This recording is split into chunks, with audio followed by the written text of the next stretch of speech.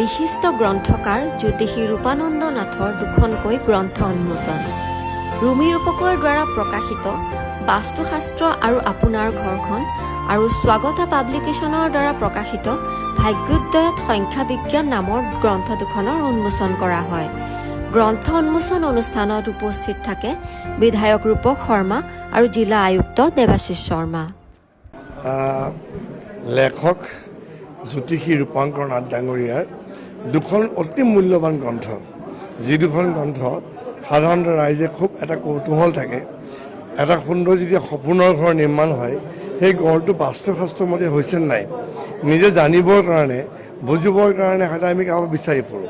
কিন্তু বাস্তুশাস্ত্ৰ কিতাপখন হাতত থাকিলে জানিবও পাৰিম আৰু আনকো আমি গম পাব পাৰিম। গতিকে বাস্তুশাস্ত্ৰৰ বিষয়ে এখন খুব সুন্দৰ কিতাপ ইতিমধ্যে আজি উন্মোচন কৰা হ'ল। বাস্তুশাস্ত্ৰ আপোনাৰ সপোনৰ ঘৰখন, আৰু লগতে আৰু এখন কিতাপ ভাগ্যোদয়ত সংখ্যা জ্ঞান।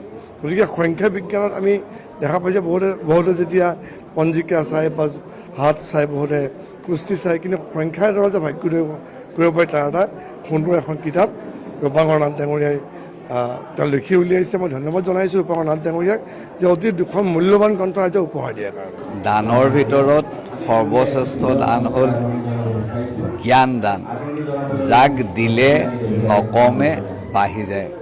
তেনে এটা মহান কাৰ্য সম্পাদন কৰিলে ৰূপানন্দ নাথদেৱে। তেখেতৰ জীৱনত অধ্যয়ন কৰা মানৱ জীৱনৰ বাসগৃহত হোৱা অসূয়া অশান্তিবিলাক দূৰ কৰি শান্তিৰে যাতে মানৱে জীৱন নিৰ্বাহ কৰিব পাৰে, তাৰ ওপৰত চিন্তা চৰ্চা কৰি আজি ৫,০০০ বছৰ আগতেই আমাৰ সমাজত ঋষিমুনিসকলে দি থৈ যোৱা যি পদ্ধতি, তাক সহজ সৰল ৰূপত দুখন পুস্তক ৰূপে প্ৰণয়ন কৰি আজি ৰাইজৰ হাতত পদাৰ্পণ কৰাইছে। এই কৰ্মই আমাৰ সমাজত থকা যিবিলাক অশান্তি অসূয়া, আজি আমুকৰ ঘৰত আমুকটো হৈছে, যদি চোৱা যায় বুলিতো আমুক হ'ল। যেনেকৈ মই এটা কথা কৈছোঁৱেই, একৰ লগত বাওঁফালে এটা শূন্য দিলে তাৰ কোনো মূল্য নাথাকে, কিন্তু সোঁফালে শূন্যটো দিলে সি ১০০ গুণ বাঢ়ি যায়, ১০ গুণ বাঢ়ি যায়।